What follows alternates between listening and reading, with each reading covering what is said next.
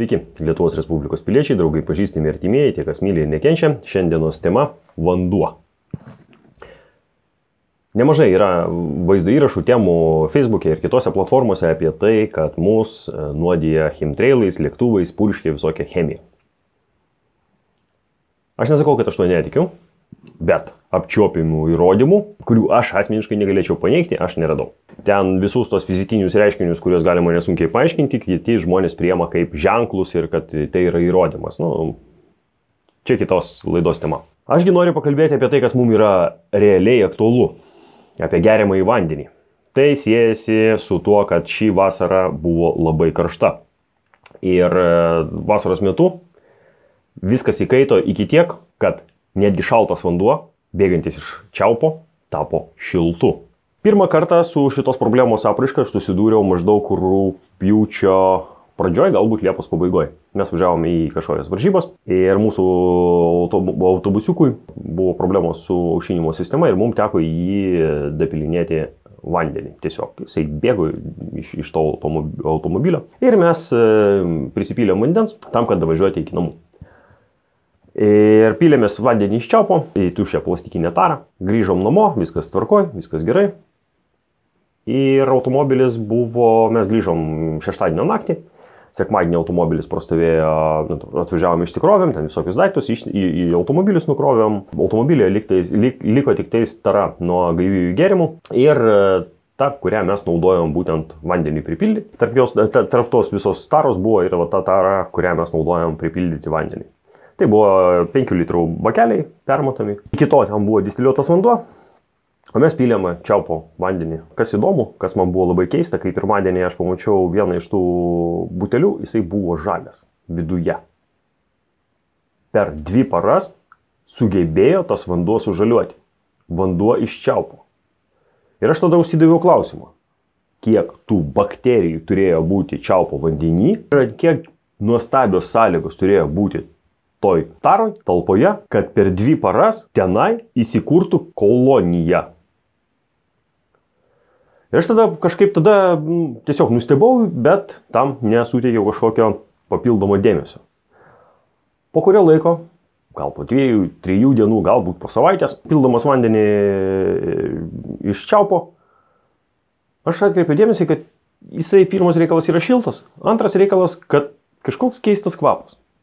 Bet kadangi prie čiaupo buvo pajungta žarna ir toj žarnai vanduo stovintis, aš pamaniau, kad galbūt čia to žarnos toks niuansas. Kad ten toj žarnai užsistovėjo vanduo, bet mintis manęs nepaliko. Jinai ėjo laikas ir vis ta mintis vystėsi. Aš stebėjau aplinką ir stebėjau, kad šį vasarą gavosi labai karšta. Labai karšta. Ir aš kažkaip plaudamasis rankas atkreipiau dėmesį, kad tas vanduo niekaip ne vėsus. Darbe plaudamas rankas atkreipiau dėmesį, kad vanduo nėra vėsus. Aš namuose naudodamasis čiaupo vandeniu atkreipiau dėmesį, kad jis nėra vėsus. Ir aš prisiminiau, kad tenai yra specialios higienos normos, kurios užtikrina kolonijų augimą vamzdynuose bakterijų. Ir tas ribos yra sekančios. Šaltas vanduo negali būti šiltesnis nei 25 laipsniai. Karštas vanduo negali būti vėsesnis nei 50. Geriausiai, jeigu 60 ar 65 laipsniai karšto vandens. Kam tai yra reikalinga? Todėl, kad yra tokia bakterija Legionella. Ir norint jos atsikratyti, mums reikalinga vandens temperatūra aukštesnė nei 65 arba žemesnė. Tose temperatūrose vandenyje jinai nesidaugina. Tai viena iš tų bakterijų. O kiek jų dar iš viso yra? Čia viena iš pagrindinių, dėl ko, pavyzdžiui, būna karšto vandenį leidžia per čiaupus, daugiabučiuose ir visur kitur. Ir žiūrėdamas aprašymą, aš atsimenu, kad yra kažkokios ribos, bet neatsimenu kokios. Aš pradėjau ieškoti informacijos, kokia ten bakteriologinė ta tarša gali būti, higienos norma, šiek tiek pasivarčiau. Ir ten nurodoma, kad turi būti vanduo negali būti žemesnės temperatūros nei 65, ne aukštesnė nei 25. Tame tarpe, kas nuo 25 iki 50, tose ribose, to negali būti vamzdynuose.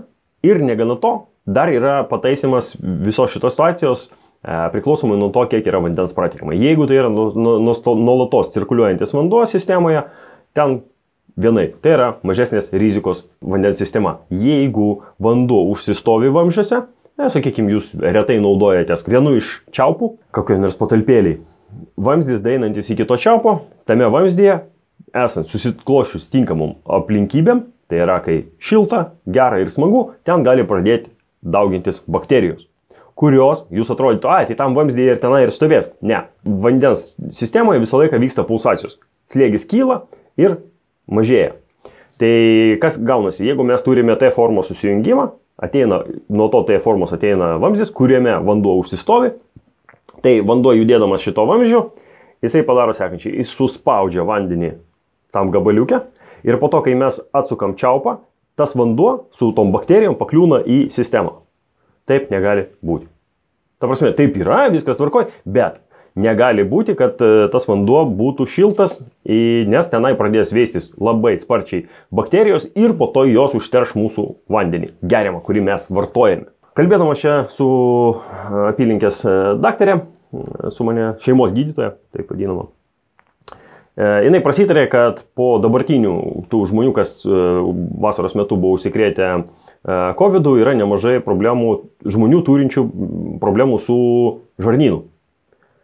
Ir kaip būtų logiška, kad tos bakterijos yra, mes jų visi turime, prigėrė jau, kadangi jos dauginasi tam vandenį, kurį mes geriame, jos bakterijos pakliuvo į mūsų organizmą ir laukia momento, su jom kovojo mūsų organizmas, kol buvo sveikas, bet kai mes susirgome, susilpnėjus imunitetui, tos bakterijos pradėjo nugalinėti ir prasidėjo bėdos. Kodėl aš visą tą laidą darau? Dėl to, kad man keista, kai žmonės žiūri tenai ir net nemasto apie tai, ką jie geria, ką jie vartoja, kas yra pas juos po nosim. Tai šiai dienai tiek. Viso geriausio.